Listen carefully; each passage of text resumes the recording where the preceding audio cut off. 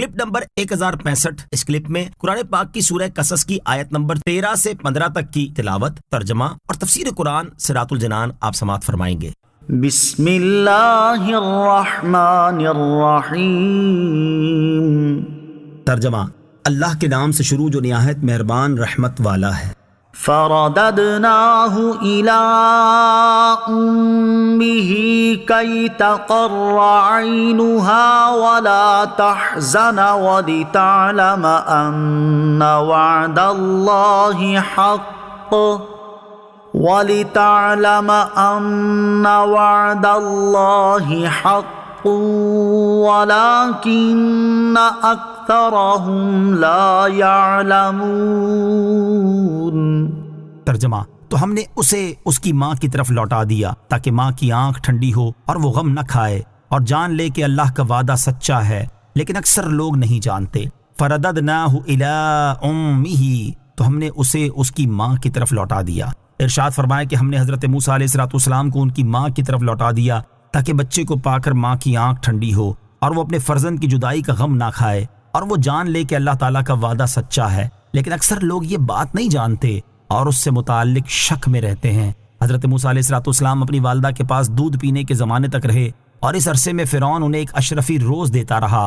دودھ چھوٹنے کے بعد حضرت موسیٰ علیہ السلام کی والدہ آپ کو فرعون کے پاس لے آئیں اور اس کے بعد آپ وہاں پرورش پاتے رہے۔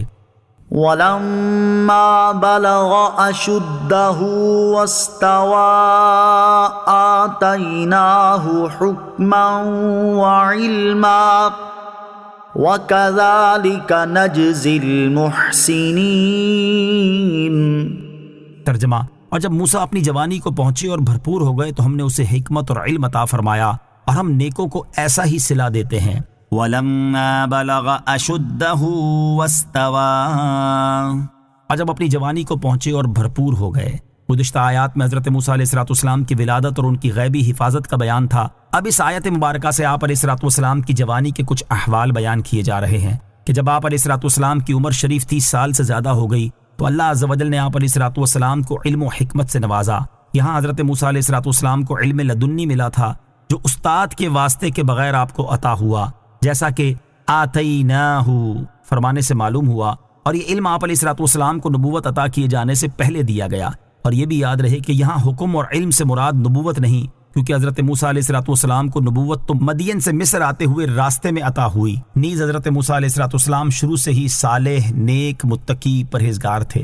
وَدَخَلَ الْمَدِينَةَ عَلَىٰ حِينِ غَفْلَةٍ مِّنْ أَهْلِهَا فَوَجَدَ فِيهَا رَجُلَيْنِ يَقْتَتِلَانِ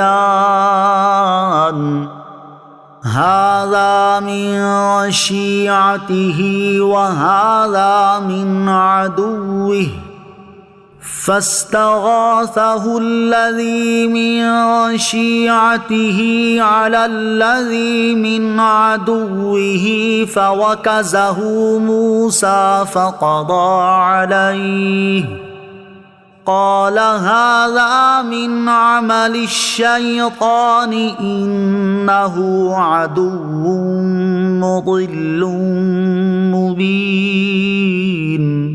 ترجمہ، اور ایک دن موسیٰ شہر والوں کی دوپہر کی نیند کے وقت شہر میں داخل ہوئے، اس میں 2 مردوں کو لڑتے ہوئے پایا، ایک موسیٰ کے گروہ سے تھا اور دوسرا اس کے دشمنوں میں سے تھا۔ تو وہ جو موسیٰ کے گروہ میں سے تھا اس نے موسیٰ سے اس کے خلاف مدد مانگی، جو اس کے دشمنوں سے تھا تو موسیٰ نے اس کو گھونسا مارا تو اس کا کام تمام کر دیا۔ پھر فرمایا یہ شیطان کی طرف سے ہوا ہے، بے شک وہ کھلا گمراہ کرنے والا دشمن ہے۔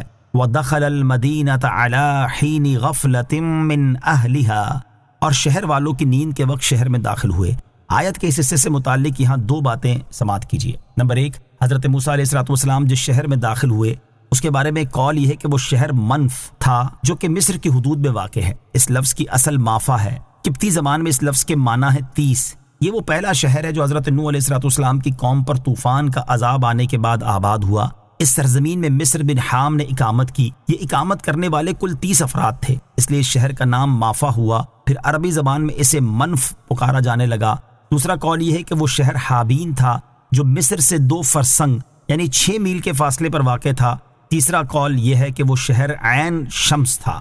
نمبر 2، شہر میں حضرت موسیٰ علیہ السلام کے پوشیدہ طور پر داخل ہونے کا سبب یہ تھا کہ جب حضرت موسیٰ علیہ السلام جوان ہوئے تو آپ نے حق کا بیان اور فرعون اور فرعونیوں کی گمراہی کا رد شروع کیا اور فرعونیوں کے دین کی ممانعت فرمائی۔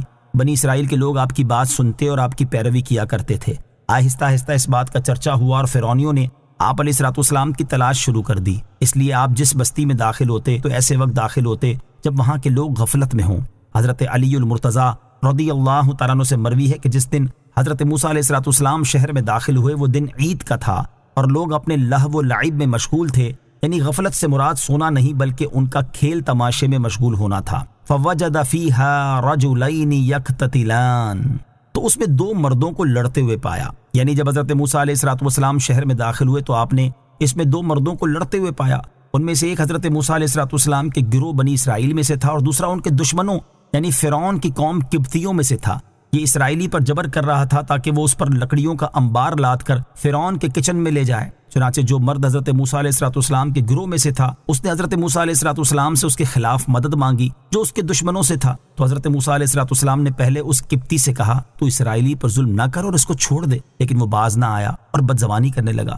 تو حضرت موسیٰ علیہ السلام نے اس کو اس ظلم سے روکنے کے لیے گھونسا مارا تو وہ گھونسا کھاتے ہی مر گیا۔ آپ علیہ السلام نے اسے ریت میں دفن کر دیا اور آپ کا ارادہ اسے قتل کرنے کا نہ تھا۔ پھر آپ علیہ السلام نے فرمایا اس قبطی کا اسرائیلی پر ظلم کرنا جو اس کی ہلاکت کا باعث ہوا، یہ کام شیطان کی طرف سے ہوا ہے اور بے شک وہ کھلا گمراہ کرنے والا دشمن ہے۔ ایک قول یہ ہے کہ اس آیت میں ہذا سے اس قتل کی طرف اشارہ ہے جو حضرت موسیٰ علیہ السلام سے بلا ارادہ ہوا، یعنی قبطی کو قتل کرنے کا کام در حقیقت شیطان کی طرف سے ہوا۔ اس بات کی مزید وضاحت اگلی آیت کی تفسیر